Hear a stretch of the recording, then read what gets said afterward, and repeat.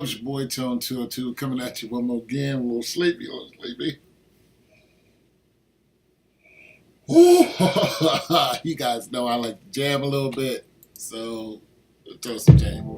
Oh,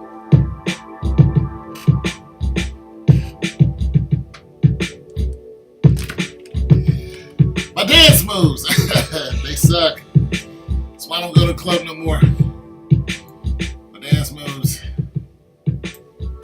Beautiful. Anyways, so this video is gonna be about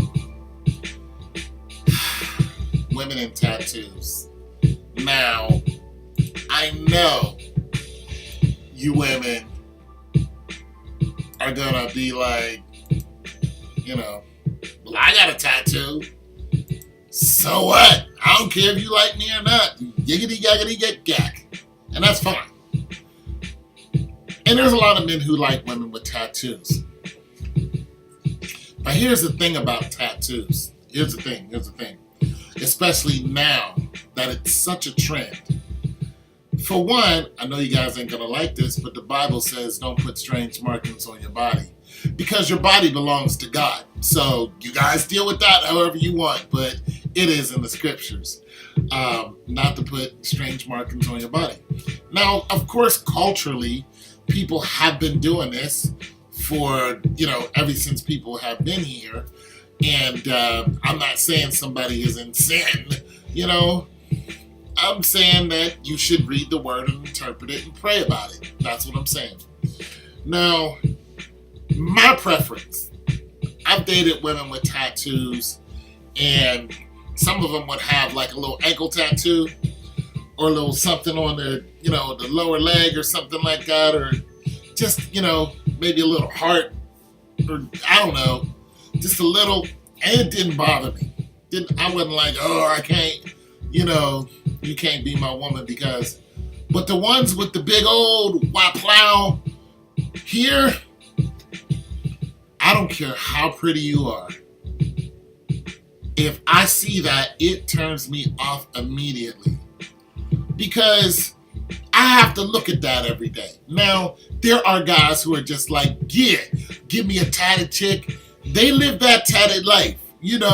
I'm a square, so I don't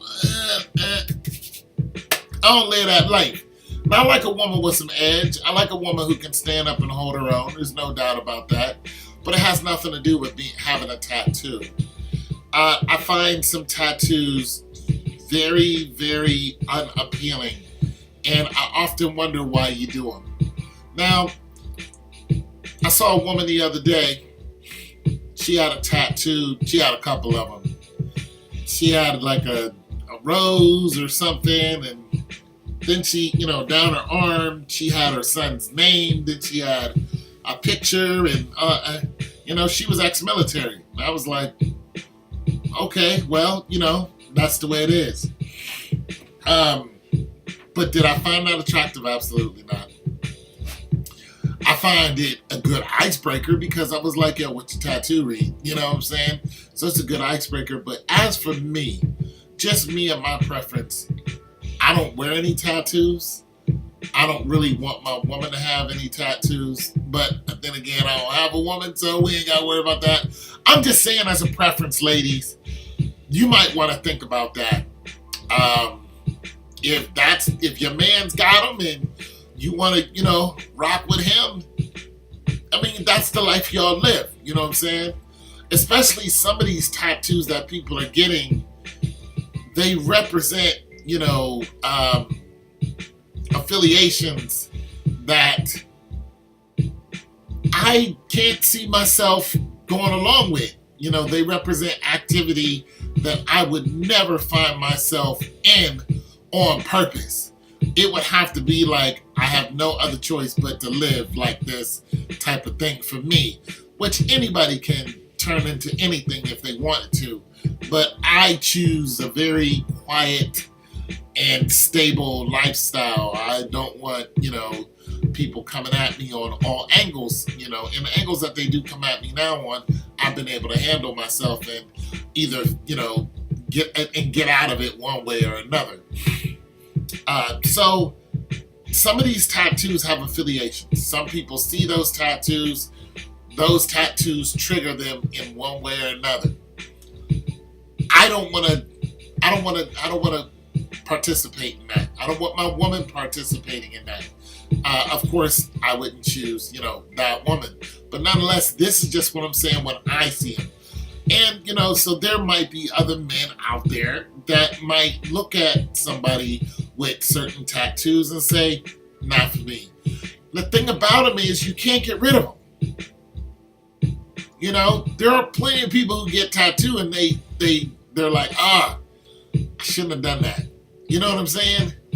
So I don't know. I think it's just something to pray about, ladies. I know nobody prays anymore, because everybody wants to look like the people in the videos. I would not necessarily fashion my lifestyle after those people that you see in the videos, because it's a video. You know what I'm saying? A lot of what you see is not real. But nonetheless, you people get caught up in the hype and you want to live that style, and it just doesn't work for a lot of you. You find yourself on the opposite end of what that's supposed to look like, But that's because, chasing waterfalls. You should stick to the rivers and the lakes that you used to, TLC. R.I.P. Left Eye. So, like I'm saying, it's just not for me. Some of the things I see, some of the, I got to make love to you, and then I got to look down and see, some other guy's name. I give up.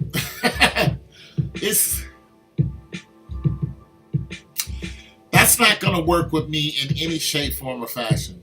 You could be the finest in the world, but if I have to look at another man's name while I'm making love to my woman, all I can think of is, you're still thinking about him. You have his name. When you look in the mirror, you see his name every day. You belong to him. And that's fine. Go on that way and be with him. It's just not worth the heartache. So be careful when you're putting people's names on you. Also, the reason why God does not, he talks about putting strange markings on your body. One of the reasons is, the biggest reason is because words are spiritual. When Jesus was on the mountain, the devil tempted him. The first thing Jesus said after he was tempted, when he said, throw yourself down upon the rocks and the angels will come and save you, the first thing Yeshua said was, it is written. He quoted the scriptures. He used his mouth as a weapon. And that's the same weapon that you have.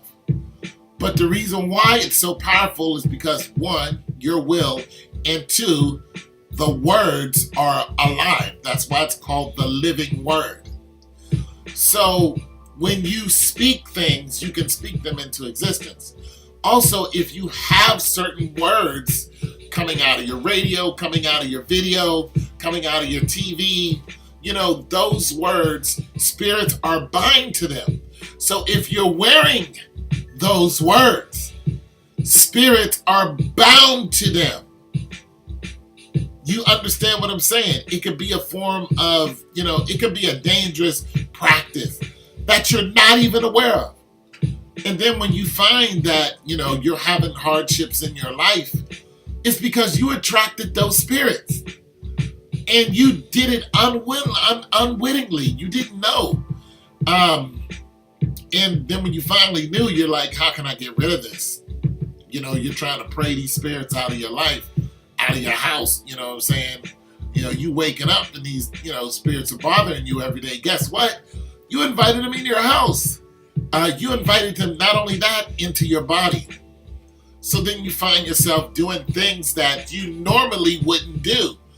Well, guess what? You did that to yourself. You listened to a homeboy or a homegirl. You watched a certain program. You got caught up in the vapors. And you're like, I want to do this. But you were not aware of the spirit that's driving those practices. And when you're not aware, that's when everything becomes dangerous. So if you're gonna get a tattoo or get another tattoo, you might want to pray about it first. As a matter of fact, I highly suggest you ask Yeshua, Jesus the Christ, what do you think about me putting this on your body? Because you belong to God. You know what I'm saying? The earth is Lord, the fullness thereof. You know, once you give your life to Christ, you belong to Christ. So you might want to consult him before you start doing things to yourself. It's not a good look. It's not a good look. You walking around representing something that Christ just doesn't represent. Christ isn't telling you to go out and do these things that these tattoos represent. But yet you're wearing them and you're showing them off and you think that they're cool, but you're still saying, oh, me and God, I'm doing what God's will. Well, you're going to have a harder time doing God's will with the opposite of God's will written on your body. It's your boy Tone 202. Take it easy. Stay prayed up.